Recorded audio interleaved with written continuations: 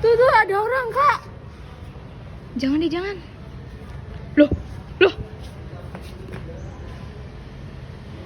Ada apa, Kak? Aku kasih 50.000 kalau Kakak mau aku wawancara. Maaf, Kak, sibuk. Kak, tadi Kak buat uang Kak 100.000 deh, Kak. Real nggak nih? Real. Mau? Boleh? Sebelum lebih jauh lagi nih, Kak. Boleh nggak sih kenalan dulu biar kita tuh makin akrab gitu loh, Kak. Oke. Nama aku Dina Fianti, mahasiswi Ilmu Komunikasi PMS. Oh ya. Kakak tahu nggak sih Menteri Pendidikan yang ada di era Presiden Insinyur Haji Joko Widodo? Pak Nadiem bukan? Iya, Pak Nadiem ini kan kontroversi ya, kayak kebijakan-kebijakannya. Kakak tahu nggak sih apa aja kebijakan yang ada saat era Menteri Pendidikan Pak Nadiem Makarim? Itu zaman Pak Nadiem itu pas yang zonasi sama menghilangkan UN nggak sih?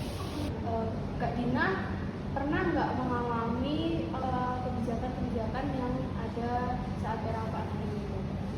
Pernah ngalamin sih, terutama pas UN sama sistem zonasi itu kan pas zaman tuh SMP ke SMA, jadi itu aku rasain banget juga pengalaman kebijakan itu untuk sistem untuk penghilangan UN tuh menurutku kurang work ya, karena menurut aku kembali lagi ke pandanganku terhadap pelajar di Indonesia tuh kayak masih kurang, belum setinggi di luar negeri minat belajarnya. Jadi kayak kalau dengan tidak adanya UN tuh menjadikan pelajar tuh kayak lebih menggampangkan kelulusan gitu. Jadi kayak kurang ada effort buat meneruskan ke sekolah pendidikan tingkat lanjut seperti itu. Untuk sistem zonasi menurut aku masih mendorong mahasiswa untuk semangat juangnya itu tinggi, karena sistem zonasi itu sebenarnya kurang work, tapi masih ada beberapa yang bermanfaat dari kebijakan itu gitu loh.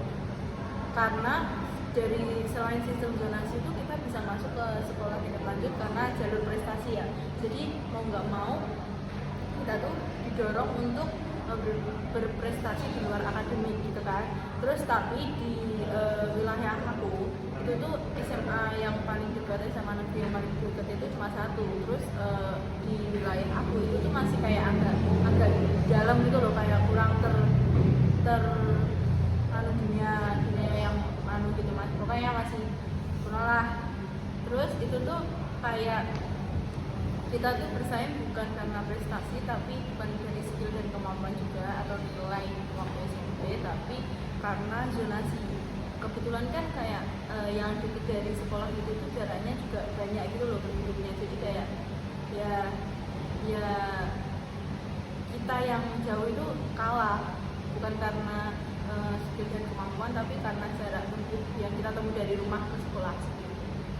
Berarti Kak Dina ini kurang setuju sama kebijakan-kebijakan tersebut karena kebijakan tersebut tuh mengurangi daya juang siswa ya, Pak? Iya, untuk untuk UN ya, karena kembali lagi karena siswa di Indonesia tuh kayak minat belajarnya tuh masih kurang daripada di luar negeri. Itu juga kita kalau misalnya mau pendidikan lanjut di luar negeri itu kan membutuhkan nilai ujian nasional kan. Sementara kita tuh kayak ujian nasional kan udah dihilangkan, jadi otomatis kita tuh nggak bisa ke tingkat lanjut, paling ya cuma di dalam negeri, nggak bisa ke luar negeri. Jadi mungkin itu. Terus kita kan juga kurang gitu loh, jadi lebih menggampangkan untuk ya udah lulus tinggal lulus, nggak ada kayak effortnya kayak UTBK gitu loh. Kira-kira Kak Dina ini dapat informasi mengenai kebijakan tanpa UN, terus apa sistem zonasi ini dari mana sih Kak? Dari media apa? Lebih ke media berita sih. Jadi Kak Dina ini suka baca berita ya? Iya, karena sekarang Jadi nih Kak, aku ada berita tentang dihapusnya UN. Menurut Kakak coba deh baca dulu dan kasih aku pendapat Kakak tentang berita ini. Setelah aku kasih berita ini dan Kakak kan udah baca-baca berita ini ya, tanggapan Kakak tentang kebijakan sekolah tanpa ujian nasional dan juga sistem zonasi itu gimana Kak? Setelah baca ini ya Kak?